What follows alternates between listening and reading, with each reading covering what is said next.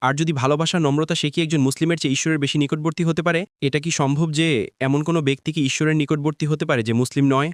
যে ব্যক্তি মুসলিম নয় সে কি ঈশ্বরের বেশি নিকটবর্তী হতে পারে? মুসলিম শব্দের সংজ্ঞা কি?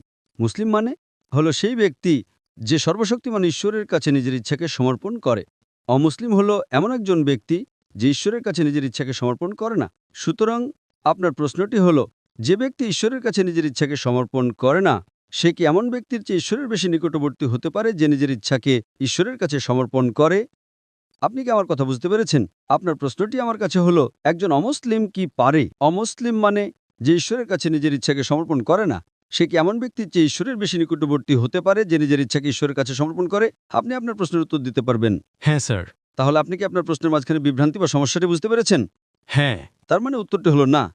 তার মানে যে ব্যক্তি অমুসলিম, যে ব্যক্তি ঈশ্বরের কাছে নিজের ইচ্ছাকে সমর্পণ করে না সে কখনোই এমন ব্যক্তির চেয়ে ঈশ্বরের বেশি নিকটবর্তী হতে পারে না যে নিজের ইচ্ছাকে ঈশ্বরের কাছে সমর্পণ করে। একজন অমুসলিম কখনোই একজন মুসলিমের চেয়ে ঈশ্বরের বেশি নিকটবর্তী হতে পারে না। আপনি উত্তর পেয়েছেন? ঠিক আছে।